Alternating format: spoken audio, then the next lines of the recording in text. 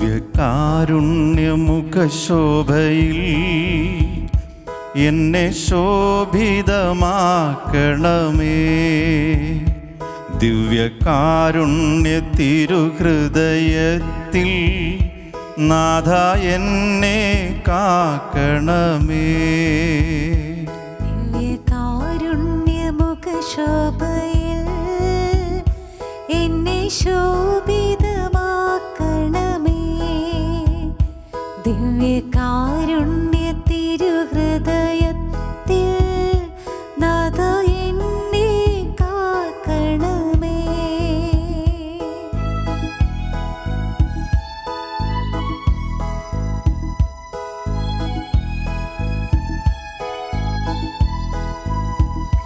യേശുവേ, എൻ കണ്ണുകളെ നിൻ കണ്ണുകളാക്കണമേ. യേശുവേ, എൻ കണ്ണുകളെ നിൻ കണ്ണുകളാക്കണമേ. യേശുവേ, എൻ കാതുകളെ നിൻ കാതുകളാക്കണമേ. യേശുവേ, എൻ കാതുകളെ നിൻ കാതുകളാക്കണമേ. ദിവ്യകാരുണ്യമുഖശോഭയിൽ എന്നെ ശോഭിതമാക്കണമേ. ദിവ്യകാരുണ്യ തിരുഹൃദയത്തിൽ നാഥ എന്നെ കാക്കണമേ.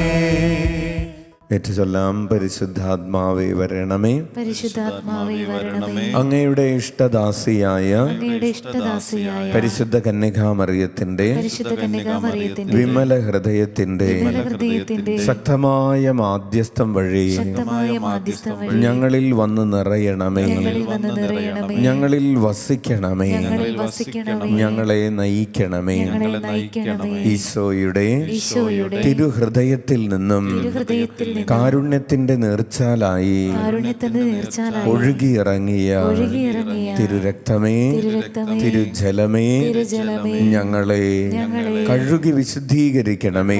വിശുദ്ധീകരിക്കണമേ. ഈശോയേ, ഈശോയേ, നീ എന്നിൽ ജീവിക്കണമേ. ജീവിക്കണമേ. ഈശോയേ, ഈശോയേ, നീ എന്നിൽ സ്നേഹിക്കണമേ. സ്നേഹിക്കണമേ. ഈശോയേ, ഈശോയേ, നീ എന്നിൽ പ്രാർത്ഥിക്കണമേ. പ്രാർത്ഥിക്കണമേ. ഈശോയേ, നീ എന്നിൽ വചനം പ്രഘോഷിക്കണമേ. വചനം പ്രഘോഷിക്കണമേ. ഈശോയേ, ഈശോയേ, നീ എന്നിൽ എന്നിൽ രോഗികളെ തൊട്ട് സുഖപ്പെടുത്തണമേ. സുഖപ്പെടുത്തണമേ. ഈശോയേ, ഈശോയേ, നീ എന്നിൽ കുരിശ് വഹിക്കണമേ.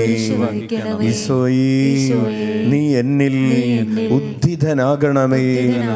ഈശോയേ, നീ എന്നിൽ കുർബാനയാകണമേ. കരങ്ങൾ ഉയർത്തി വീശിക്കൊണ്ട് ഈശോയേ, അങ്ങയുടെ മുഖപ്രകാശത്തിലേക്ക് ഞങ്ങളെ ആകർഷിക്കണമേ. ഈശോയേ, അങ്ങയുടെ മുഖകാന്തി ഞങ്ങളുടെ മേൽ പ്രകാശിപ്പിക്കണമേ. ഈശോ മിശിഹായിക്ക് സ്തുതിയായിരിക്കട്ടെ. ഇപ്പോഴും സ്തുതിയായിരിക്കട്ടെ. പ്രിയപ്പെട്ടവരെ, ദിവ്യകാരുണ്യ ശോഭയിലെന്ന ഈ വചന ആരാധനാ ശുശ്രൂഷയിലേക്ക് നിങ്ങളെ ഒരിക്കൽ കൂടെ ഏറ്റവും സ്നേഹത്തോടുകൂടെ സ്വാഗതം ചെയ്യുന്നു. ഈശോയുടെ തിരുമുഖഭക്തിയും തിരുനാമഭക്തിയും ഒരുമിച്ച് നമ്മൾ പഠിക്കുകയും അത് അഭ്യസിക്കുകയും ചെയ്യുന്ന ഒരു ശുശ്രൂഷയാണിത്. എപ്രകാരം നമുക്ക് വിരൂപമാക്കപ്പെട്ട ഈശോയുടെ തിരുമുഖത്തെ തിരുനാമം വിളിച്ച് പ്രാർത്ഥിച്ചുകൊണ്ട് തുടയ്ക്കാൻ സാധിക്കും എന്ന് നമ്മൾ പഠിക്കുകയാണ്. യേശുനാമം വിളിച്ച് പ്രാർത്ഥിക്കുന്നത് വഴി എപ്രകാരം നമുക്ക് നമ്മുടെ ആത്മാവിലേക്ക് നമ്മുടെ പാപം മൂലം നഷ്ടപ്പെട്ട ദൈവീക ഛായയും സാദൃശ്യവും തിരികെ എടുക്കാൻ, പതിപ്പിച്ചെടുക്കാനായിട്ട് സാധിക്കും എന്ന് നമ്മൾ ധ്യാനിക്കുകയാണ്. നമ്മൾ ഈശോയേന്ന് വിളിച്ച് പ്രാർത്ഥിക്കുന്നത് വഴി കണ്ണീരുകൊണ്ടും രക്തം കൊണ്ടും തുപ്പലുകൊണ്ടും ചേറുകൊണ്ടും വിരൂപമാക്കപ്പെട്ട ഈശോയുടെ തിരുമുഖത്തെ നമ്മൾ തുടയ്ക്കുന്നു. ഈശോയുടെ തിരുമുഖത്തെ നമ്മൾ ആശ്വസിപ്പിക്കുമ്പോൾ ഈശോ വെറോനിക്കായുടെ തുവാലയിൽ തൻ്റെ തിരുമുഖം പതിപ്പിച്ചു കൊടുത്തതുപോലെ നമ്മുടെ ആത്മാവിൻ്റെ ആ സ്നേഹത്തുവാലയിൽ തൻ്റെ തിരുമുഖം പതിപ്പിച്ചു തരും. അങ്ങനെ നഷ്ടപ്പെട്ടു പോയ ദൈവിക ഛായയും സാദൃശ്യവും നമുക്ക് തിരികെ ലഭിക്കും. അപ്പോൾ ഈ തിരുനാമ ഭക്തി വഴി, തിരുമുഖ ഭക്തി വഴി, ഈ ദിവ്യകാരുണ്യ മുഖ ശോഭ നമ്മൾ ധ്യാനിക്കുന്നത് വഴി നമ്മൾ സ്വന്തമാക്കുന്നത്, നമ്മൾ തിരികെ എടുക്കുന്നത് നമുക്ക് നഷ്ടപ്പെട്ടു പോയ ആ ദൈവീക ഛായയും സാദൃശ്യവുമാണ്. നമ്മെക്കുറിച്ചുള്ള ദൈവത്തിൻ്റെ സ്വപ്നം അതാണ്. ദൈവം പറഞ്ഞു, ഉൽപ്പത്തിയുടെ പുസ്തകം 1-ാം അധ്യായം 26-ാമത്തെ തിരുവചനം, നമുക്ക് നമ്മുടെ ഛായയിലും സാദൃശ്യത്തിലും മനുഷ്യനെ സൃഷ്ടിക്കാം. നമ്മൾ ഓരോരുത്തരും ദൈവത്തിൻ്റെ ഛായയും സാദൃശ്യവുമായിരിക്കണമെന്നത് ദൈവത്തിൻ്റെ പദ്ധതിയാണ്, ദൈവത്തിൻ്റെ ആഗ്രഹമാണ്. പ്രിയപ്പെട്ടവരെ, ദൈവത്തിൻ്റെ ആ പദ്ധതിയോട് ചേർന്ന് നിന്നുകൊണ്ടാണ് നമ്മൾ പ്രാർത്ഥിക്കുന്നത്. നമുക്കറിയാം, ഈശോയെ എന്ന് വിളിച്ച് പ്രാർത്ഥിക്കുമ്പോൾ നമ്മൾ നമ്മുടെ ആഗ്രഹങ്ങൾ വെച്ച് പ്രാർത്ഥിച്ചാൽ പോരാ, നമ്മൾ ഈശോയുടെ ആഗ്രഹങ്ങൾ നമ്മുടെ ഹൃദയത്തിലേക്ക് ഏറ്റെടുക്കണം. അങ്ങനെയാണ് നമ്മുടെ ഛായയും സാദൃശ്യവും ദൈവത്തിൻ്റെ ഛായയും സാദൃശ്യവുമായിട്ട് മാറുന്നത്. ഈശോയുടെ ആഗ്രഹങ്ങൾ നമ്മുടെ ഹൃദയത്തിലേക്ക് ഏറ്റെടുക്കണം. നമ്മളിപ്പോൾ പഠിച്ചുകൊണ്ടിരിക്കുന്നത് ഈശോയുടെ ഒരു പ്രധാനപ്പെട്ട ആഗ്രഹമായ നമ്മളെല്ലാവരും കരുണ കാണിക്കണമെന്ന ആഗ്രഹത്തെക്കുറിച്ചാണ്. നമ്മൾ ഇന്ന് ഈശോയുടെ കരുണ കാണിച്ച മറ്റൊരു പ്രവൃത്തിയിലേക്ക് നമ്മുടെ ശ്രദ്ധ ക്ഷണിക്കുകയാണ്. അത് ഇങ്ങനെയാണ്. നായിൻ പട്ടണത്തിലെ വിധവയുടെ മകനെ ഉയർപ്പിക്കുന്ന ഒരു സംഭവമാണ്. ഈശോ തൻ്റെ വാക്കുകളിൽ മാത്രമല്ല കരുണ പ്രദർശിപ്പിച്ചത്, ഈശോ തൻ്റെ പ്രവൃത്തികളിൽ, തൻ്റെ നിലപാടുകളിലൊക്കെ ഈശോ കരുണ കാട്ടിയവനാണ്. ലൂക്കായുടെ സുവിശേഷം 7-ാം അധ്യായം 11 മുതൽ 17 വരെയാണ് നായിൻ പട്ടണത്തിലെ വിധവയുടെ മകനെ ഉയർപ്പിക്കുന്ന ആ സംഭവം നമ്മൾ വായിക്കുന്നത്. ആ വിധവയോട്, ആ അമ്മയോട് വലിയ കരുണ ഈശോ കാണിക്കുകയാണ്. ഇങ്ങനെ നമ്മളത് വായിക്കുന്നു. അതിനുശേഷം അവൻ നായിൻ എന്ന പട്ടണത്തിലേക്ക് പോയി. ശിഷ്യന്മാരും വലിയൊരു ജനക്കൂട്ടവും അവനെ അനുഗമിച്ചു. അവൻ നഗര കവാടത്തിനടുത്തെത്തിയപ്പോൾ മരിച്ചുപോയ ഒരുവനെ ചിലർ എടുത്തുകൊണ്ടുവരുന്നത് കണ്ടു. ഒരു വിധവയുടെ ഏകപുത്രനായിരുന്നു അവൻ. പട്ടണത്തിൽ നിന്ന് വലിയൊരു ജനക്കൂട്ടവും അവളോടൊപ്പം ഉണ്ടായിരുന്നു.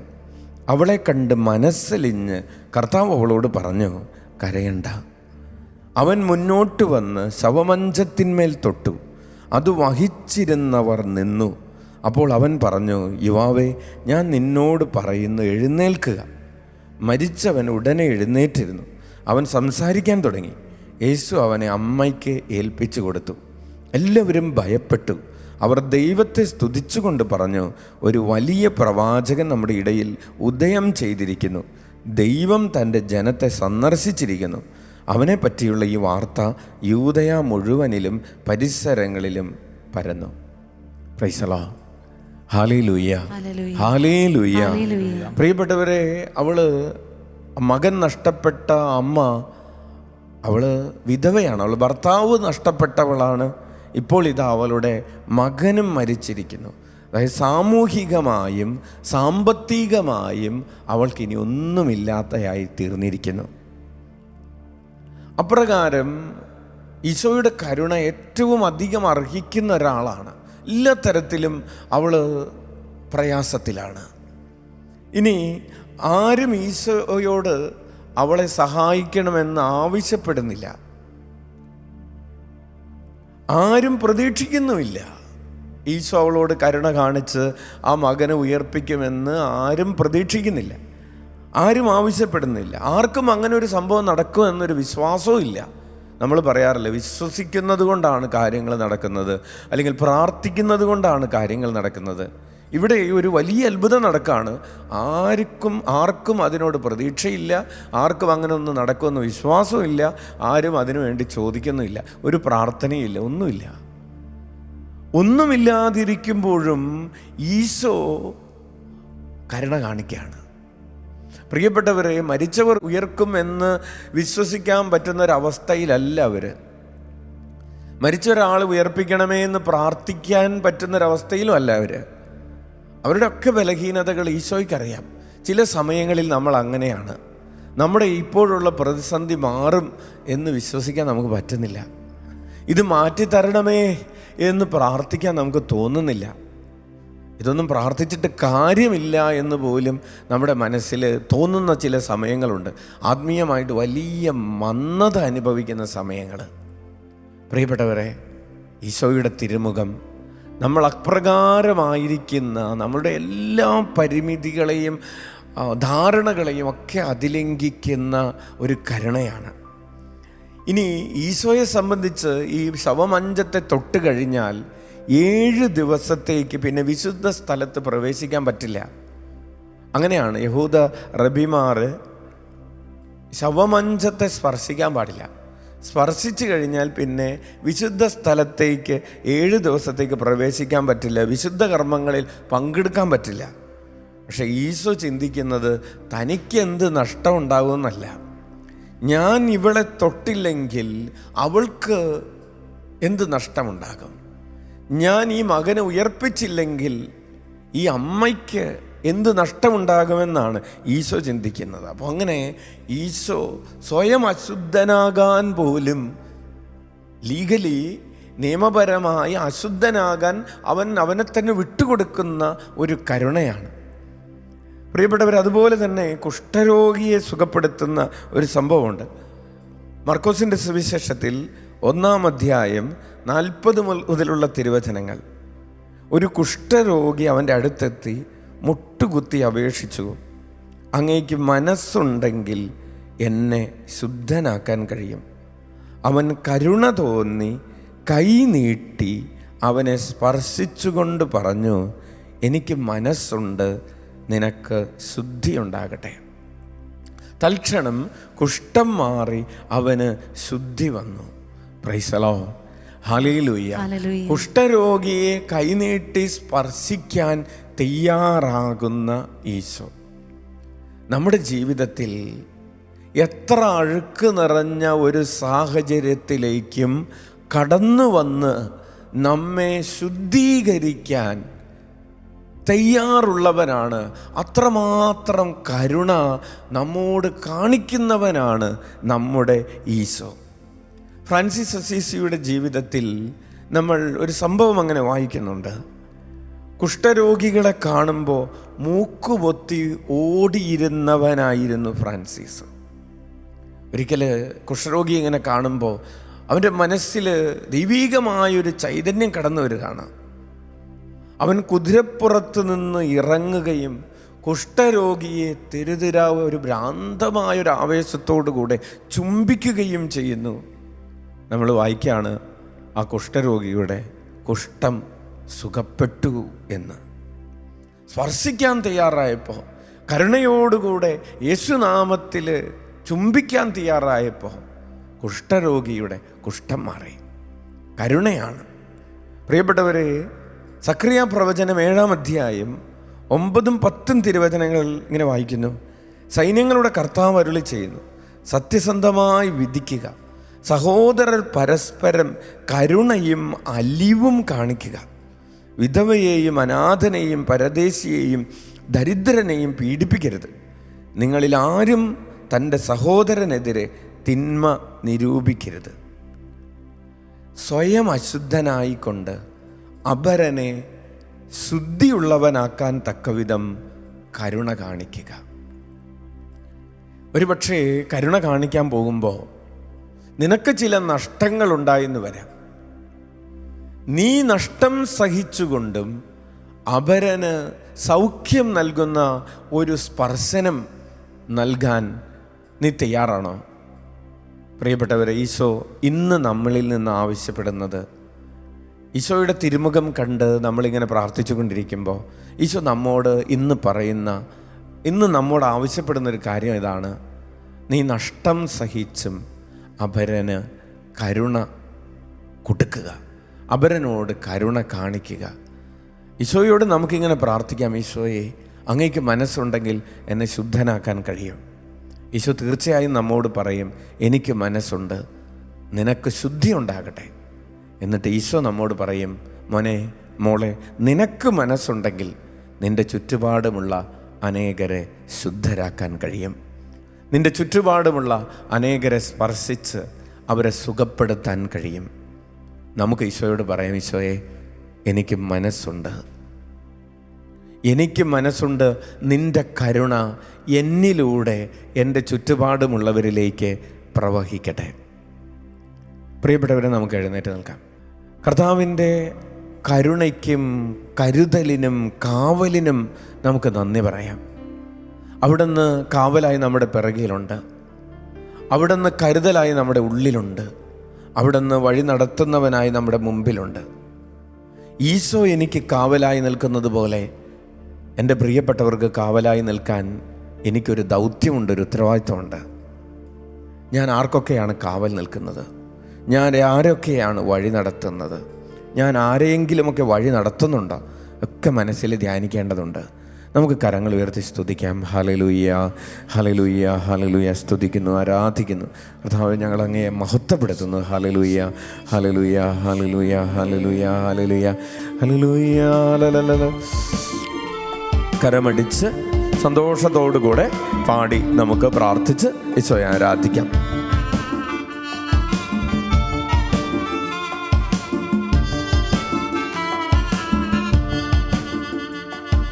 കാവലായെൻ്റെ ഈശോ പിന്നിലുണ്ട്, കരുതലായെൻ്റെ ഈശോ ഉള്ളിലുണ്ട്.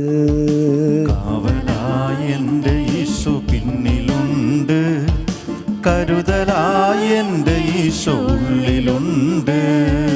കാവലായെൻ്റെ ഈശോ പിന്നിലുണ്ട്, കരുതലായെൻ്റെ ഈശോ ഉള്ളിലുണ്ട്.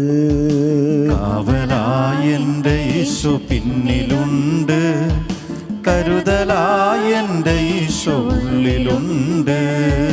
വഴി നടത്തുമെൻ്റെ ഈശോ മുന്നിലുണ്ട്, ഏക സത്യ ദൈവമീശോ മുകളിലുണ്ട്. വഴി നടത്തുമെൻ്റെ ഈശോ മുന്നിലുണ്ട്, ഏക സത്യ ദൈവമീശോ മുകളിലുണ്ട്. വഴി നടത്തുമെൻ്റെ ഈശോ മുന്നിലുണ്ട്, ഏക സത്യ ദൈവമീശോ മുകളിലുണ്ട്. വഴി നടത്തുമെൻ്റെ ഈശോ മുന്നിലുണ്ട്, ഏക സത്യ ദൈവമീശോ മുകളിലുണ്ട്.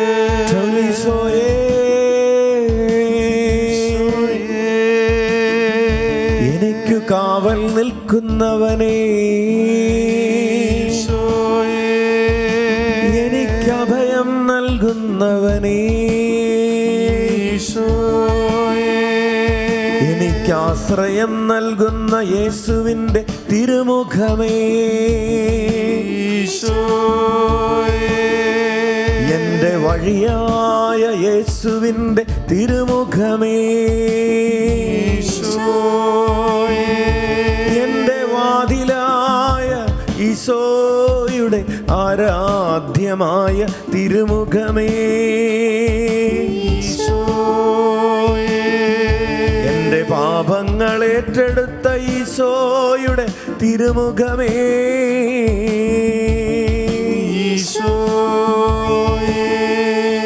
കരമടിച്ച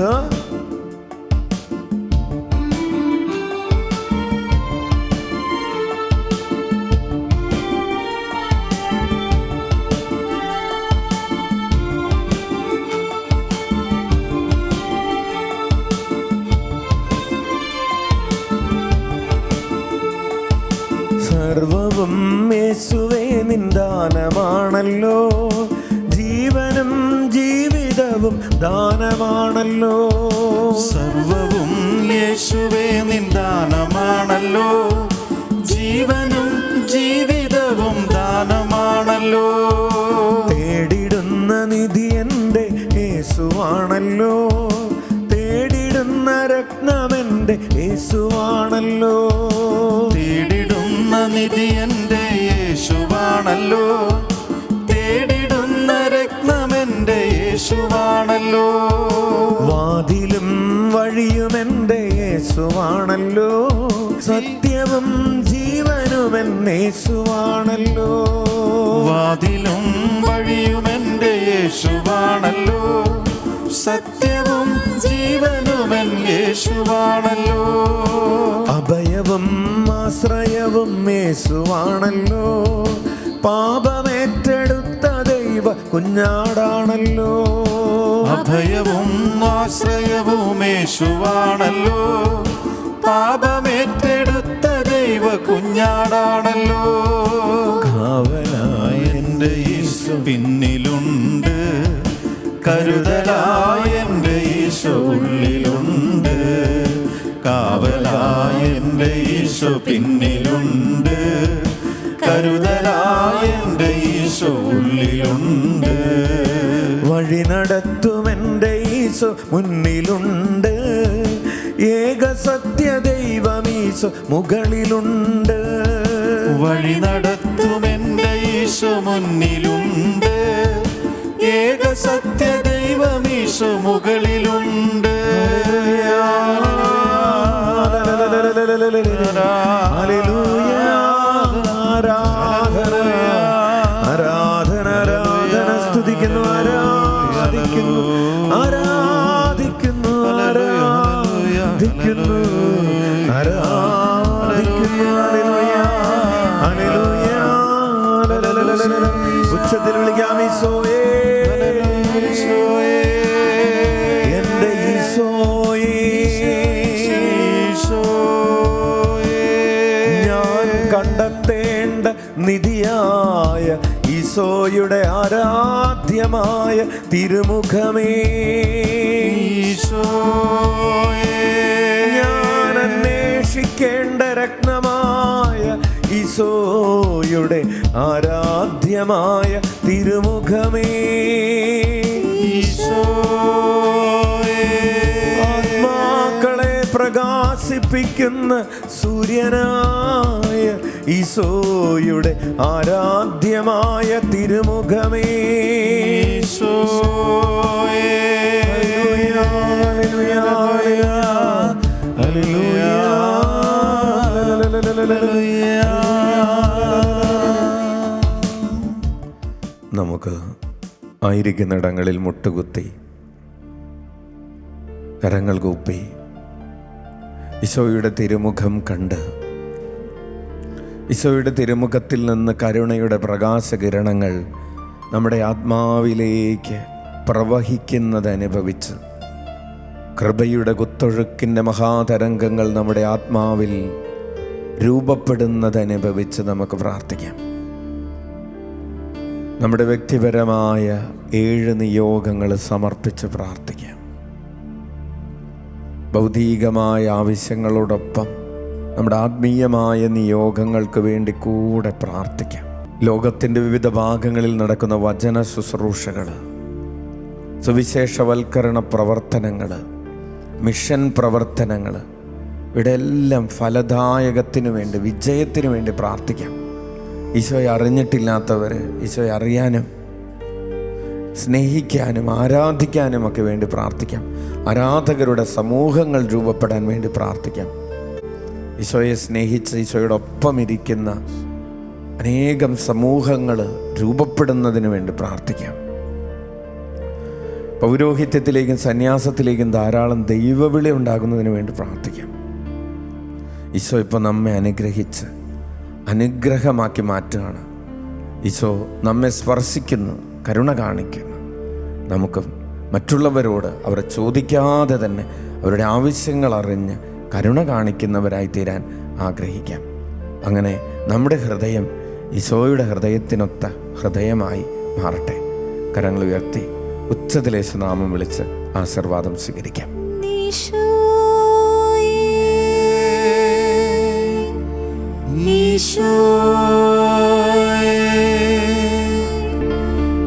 ഈശോ